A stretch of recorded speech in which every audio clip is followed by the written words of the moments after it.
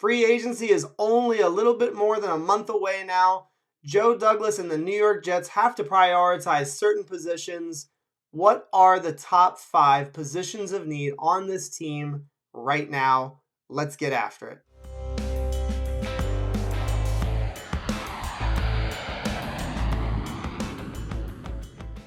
Before we get into the video, if I could get you to please jet up the like button, and if you're new here and you enjoy the content, please consider subscribing to the channel.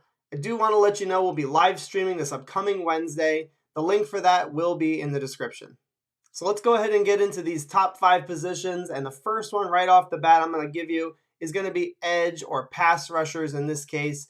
The New York Jets have just, again, for a long time, too long, have struggled with getting a consistent pass rush going, impacting the quarterback, leading to hits, sacks, hurries, knockdowns, whatever you want to call it. The Jets need to do a much better job of impacting the quarterback on a down-to-down basis. It will lead to turnovers. It will get the team off the field on third down. It'll help them to limit points in the red zone. All of these things that lead to wins in the National Football League really is created by having a great pass rush. So I'm expecting that Joe Douglas will pursue at least one veteran free agent to add to the edge position. He did cut Shaq Lawson, who had limited success this year creating a pass rush for this team. And then they have to consider that Carl Lawson is still coming back from that Achilles tendon tear. And we saw Cam Akers of the Los Angeles Rams come back, after tearing his in July, coming back in January and February to play in the playoffs for the Rams. I don't know if we can expect that, same miraculous turnaround for Carl Lawson. I expect that he'll be healthy and be ready to go for the beginning of the season, but it's incredible what Cam Akers has done. So getting another veteran in here to help generate a pass rush and kind of ease Carl Lawson into it a little bit. Maybe not have Carl Lawson out there every single down. They like to rotate their defensive linemen, so the philosophy is there. The need is there. Go get some pass rushers, Joe Douglas. The next position that I really feel like needs to be prioritized is the offensive line, and more specifically, the interior offensive line. I do not want to see Greg Van Roten anywhere near this lineup anymore. He shouldn't even be on the team in 2022. There are some question marks with Laurent Duvernay-Tardif, the guard that we picked up in a trade with the Kansas City Chiefs.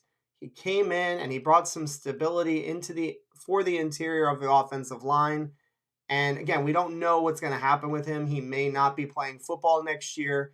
So the Jets need to pursue and go get some guards in free agency, if not for the starting lineup, for the depth purposes. We don't have a whole lot of depth right now on the inside.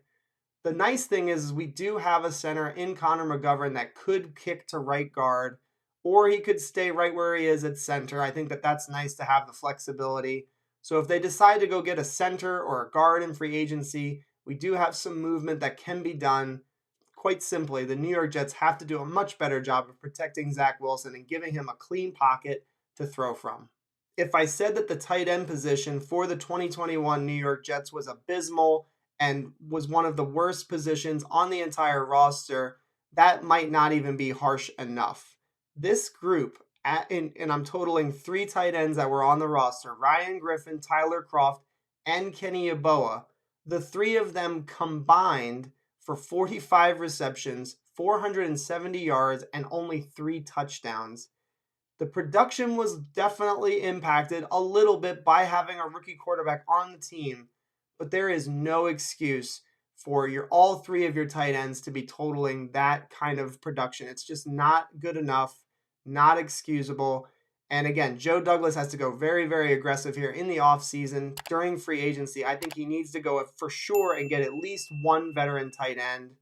And it doesn't really matter who they sign. Dalton Schultz, David Njoku, Gerald Everett, whoever you like. Whoever they sign, they might need to consider also double dipping in the NFL draft to completely rehaul the entire position group and just start over, because it was really, really bad. Impacted the offense. There were drop passes, bad blocking, And again, just it led to a really bad offensive performance for this team. Wide receivers Braxton Berrios, Jamison Crowder, and Keelan Cole, all three of these veteran wide receivers are set to hit the free agent market in just a couple of weeks now. So if the New York Jets do not make moves to re-sign some of these guys, they are going to have to be very, very aggressive in adding talent, not only talent, but also just bodies. We don't have a lot of players set to be on the roster that play this position in 2022. We have Elijah Moore, Corey Davis, and honestly, that's about it. So if we don't re-sign a guy like Jamison Crowder, I understand that. And if we don't re-sign a guy like Keelan Cole, I understand that too. I do think it behooves the Jets to re-sign Braxton Berrios. And I think that, again, you see that the production was there, that the Jets love him.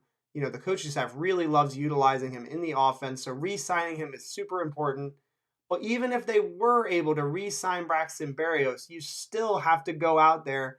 And I believe strongly you got to go out there and get a veteran wide receiver that Zach Wilson can play with, feel comfortable with. Similar to what they did last offseason, they added a wide receiver in free agency in Corey Davis. They drafted a wide receiver in Elijah Moore. I want to see the exact same approach this offseason to the wide receiver room. Go get a free agent and make sure that you go ahead and hit another player in the NFL draft for this position group. It's crucial for Zach Wilson's development that they get some trusted weapons and some explosive players on this team.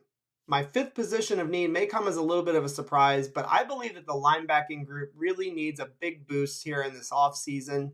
And I know we have guys like Hamza Nasruddin, we have Jamian Sherwood that we drafted in the 2021 class, but there's a lot of question marks with those two guys. They were injured. Sherwood is coming off of an Achilles injury himself. And Hamza Nasruddin, you know, he did play some football, but there wasn't a whole lot done. And so the Jets need to be aggressive in pursuing more help. And again, I think that it needs to come through free agency. The run defense was unacceptable last year. There's no doubt about it. They need to get some linebackers that will attack downhill, fill the holes, and engage with these linemen and then shed blocks, because it was just really bad. It was nauseating to watch our defense on the field not be able to get off and to stop the run. So linebacker in free agency, I would love to see Foye Oluokun. I made a video about that actually a couple of weeks ago. So I'm all in on improving the linebacking group to improve the run defense. I know this is only supposed to be a top 5 video, but I'm going to give you the bonus 6 one. Safety is a dire need on this team. Marcus May almost certainly will not be back. LaMarcus Joyner got hurt, spent the entire year on IR. He was on a 1-year deal. I don't see how he's coming back in 2022.